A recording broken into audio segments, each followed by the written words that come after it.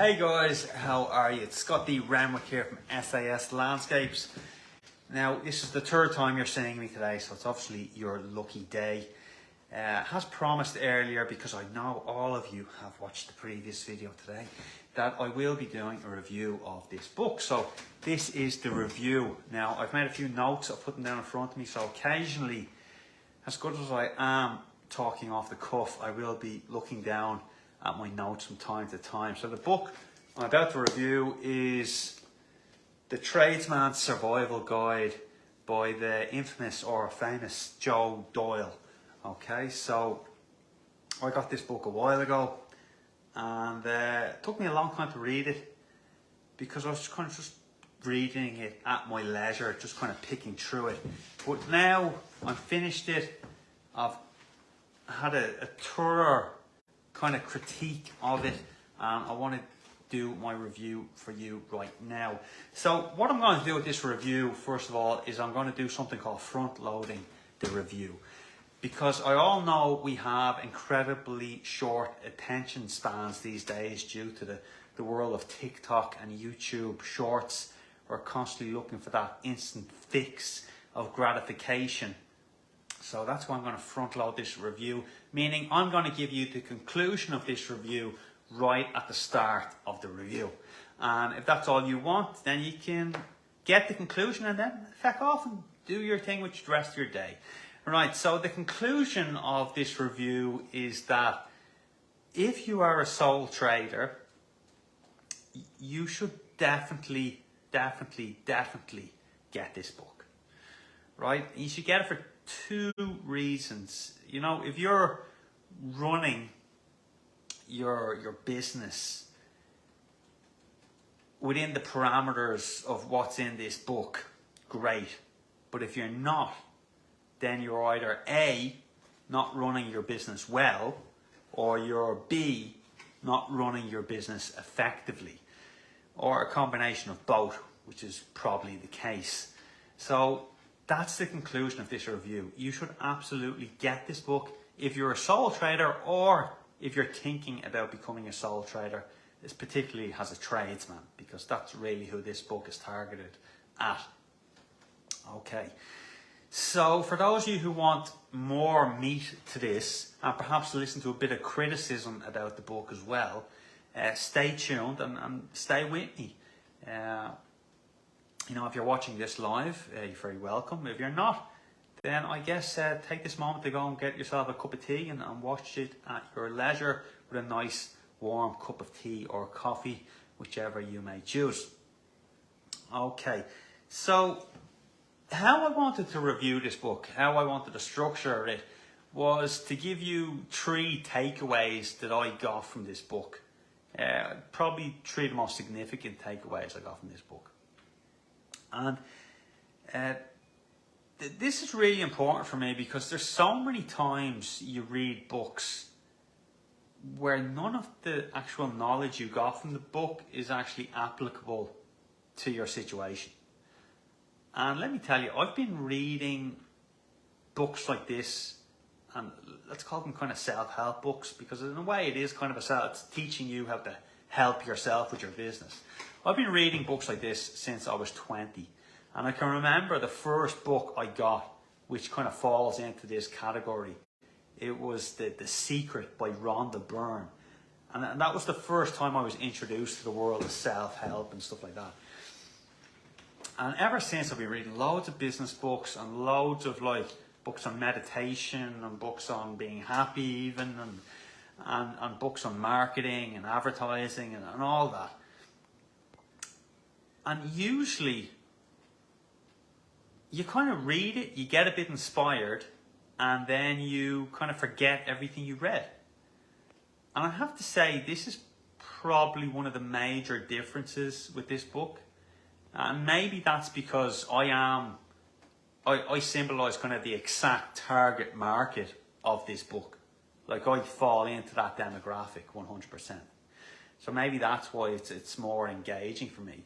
But I would say every single chapter of this book gave me something I could apply to my business. Every single chapter of this book enables me to improve my business. And that is saying a lot, right? Because, like I said, often we get these books, we read them, may get a little bit inspired, and then we just forget everything we read. Not with this book, not at all. So I want to give you my 3 top takeaways I got from this book. The first one was the shift in thinking about how I thought about the business. And Joe uses the expression, I'm maybe getting this a little bit wrong, but he says, make your business a vehicle for wealth creation. Right, so this is kind of a shift in mindset because, you know, when you're working as a tradesman, you're kind of thinking about paying your wages, maybe making a bit of a profit. But if you have your business structured in a way that every job you take, every hour you pursue your job, that you're actually contributing to a wealth much greater than your wages or than your quality of life. Now, what Joe tries to do is he tries to set up your business so that you take the profit and that profit goes into a separate account and that systematically grows. So then you have this kind of investment fund, which if you're going by the way of Joe, that investment fund will be used to invest in property. But of course, you can invest in anything you want. So Joe's always thinking about the bigger picture because he knows that, like, he doesn't know, but he suggests that, you know, as a self-employed tradesman, that you are the business, the individual is the business. And regardless if you're a plumber or a landscaper or an electrician, hands-on manual work, even when it's skilled, is quite labour intensive. So in my estimation, you've got like 10 or 15 good years and you're doing the hard graft, right? So you kind of want to have an exit plan or a growth plan to kind of take yourself away from that. Because there's lads doing trades work that I'd say they're doing it all their life. They do it till the day they retire. You know, they're doing the hard graft for 30 or 40 years. It's not right because it's not good for your body. That is not healthy. Even if you enjoy the work, it's not healthy to be in your 50s and 60s, you know, bending over in front of Mrs. Murphy to fix her dishwasher or whatever. That is not a good plan for you. It's just not healthy. So if you kind of take what Joe says and apply it, then within 10 to 15 years, you should be so far removed from being hands-on the tools, if you know what I mean. So, like I said, there's a lot of tradesmen, good tradesmen, that spend their entire life, not their entire life, but their entire working life on the tools. Now, I would say to them, okay, you've proven yourself as a tradesman, you've succeeded as a tradesman, but you haven't succeeded as a businessman. As a businessman, you're failing. And, you know, I think a lot of tradesmen need that reality check. They need that wake-up call. Because it's just not a healthy way of living. It's not a fulfilling way of living. Like, I don't want to be in my 50s mixing cement and lifting slabs. You know, that's not the goal for me. And Joe's book kind of, with this kind of mindset, make your business a vehicle of wealth creation. You're taking yourself out of that loop of the daily grind, not contributing to anything bigger than the job at hand. So that was the number 1 takeaway I got. Number 2 takeaway is the structure of your bank accounts. Joe suggests you should have 5 bank accounts. Now, if you want to know what they are, read the second book. But these 5 bank accounts are actually brilliant at disciplining you and making sure you never have problems with the tax man, making sure you have some aside in the savings account, making sure wages, RCT fees are always paid, and just structuring in a way that makes the running of your operation, the running of your business a lot less stressful because everything is kind of allocated. So I really appreciated that as well. And the third takeaway I got from this book was, you know, you get a lot of self-employed tradesmen who remain sole traders indefinitely. They don't even have any ambition or any desire to go from a sole trader to being a limited company. Now, there's lots of benefits from being a limited company. Like 3 benefits, for instance, are, you know, limited liability. If you're a sole trader, you can be sued to the point of bankruptcy. But if you're a limited liability company, you can only be sued to the amount you've invested in your company as the shareholder. So you have that kind of layer of legal protection, which gives you a lot of peace of mind. Because anything can happen, no matter how good you are as a tradesperson. The second reason for going as a limited company, and probably the biggest reason to go as a limited company, is tax efficiency.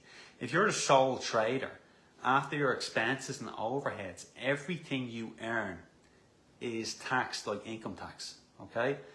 So you'll be taxed at whatever tax bracket you fit into. But if you're a limited company, what you can do is you can pay yourself a wage, sure, put yourself on the payroll of the company, and your company can have a separate savings account, and that savings account will just be taxed at about 12.5%, as opposed to being taxed at the income tax rate. And that means your company gets to keep more of the money, which you can use as you're pursuing this idea of generating wealth. And then you can use that money in that account to invest in, let's say, property or whatever it is, maybe even reinvest back in your business. So it's a way of you protecting your hard-earned cash. And the third reason then for going limited is just for your professional image. We all know the expression cowboys. They're cowboys, Ted, you know. We all know, like, plumbers, carpenters, painters, landscapers.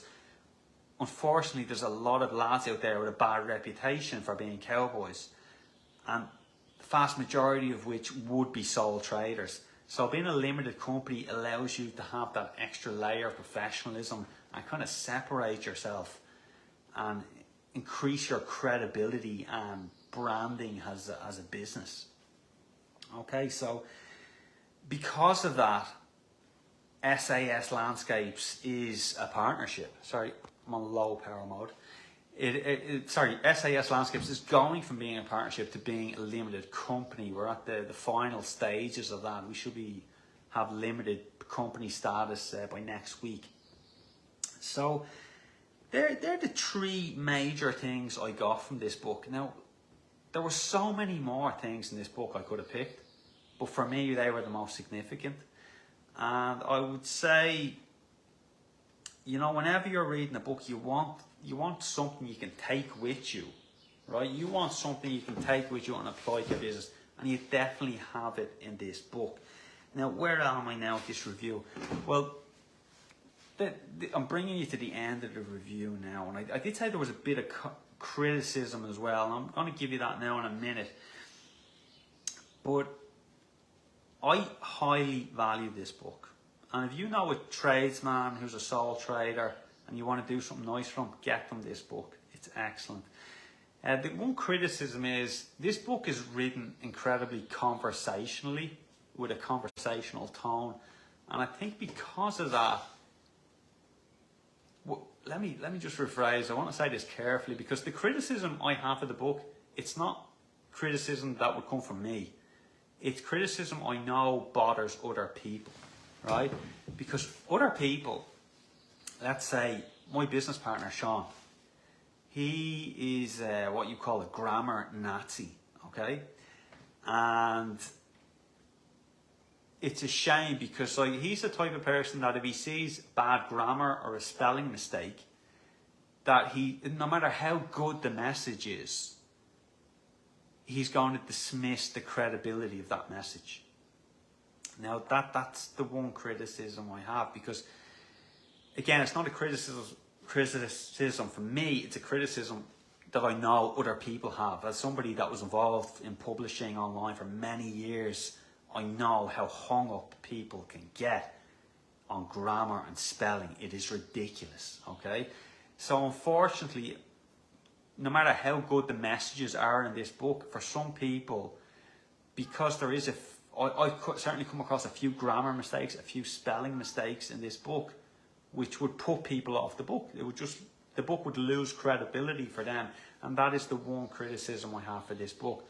So if I was Joe, I'd definitely be getting this book re-edited as a second edition and maybe add something to it. So, you know, even people who have the first edition might actually go out and buy the second edition as well.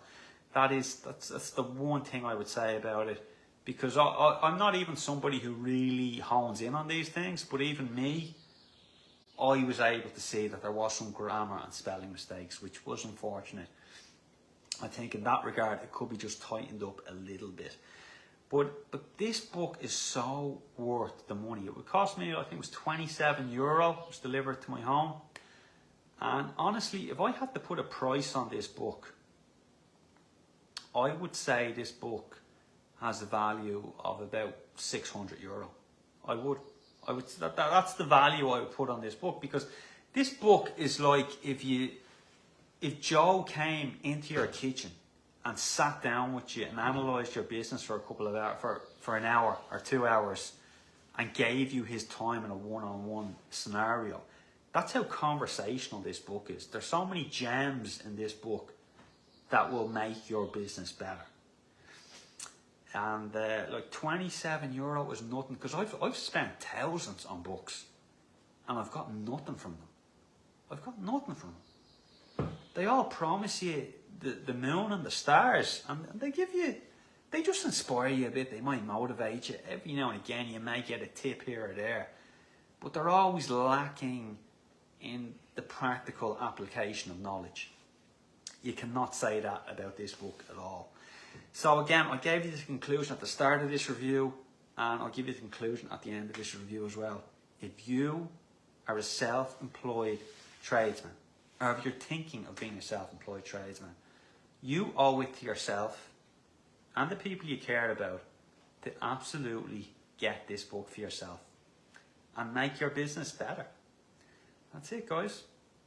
So I hope you enjoyed this review, and if you've read this book and you have your own comments. Oh, there's one thing I'd like to add. Joe himself is what I would say is kind of a polarizing character. You know, people either love him or they hate him. Joe has a lot of haters online, which is a sign of his success, really. And because there's people that he brushes up the wrong way, like, people genuinely dislike him, and I would say Joe's book can't help people like that. No matter what Joe says, he can't, because people would approach this book wanting it to be bad, right? And if you're approaching something with that mindset, it doesn't matter what you say to them. You know, it really makes, it's like that expression, you can bring a horse to water, but you can't make him drink, okay? Now, because Joe is such a polarizing character, I can imagine people reading this book and it wouldn't matter what he says, they just want him to be wrong. And to those people, I say, okay, go on your merry way. But for the people who are open to new knowledge and open to improving their business and have a desire to do better, to have a better business, to support their families better, I would say definitely do yourself a favour and get this book. Okay, guys, that is my review. It's been a long time coming, and I hope you got something out of it. Again, if you have any thoughts on the book, leave a comment below. And that's it. Have a great weekend, and I'll talk to you again soon. Bye-bye.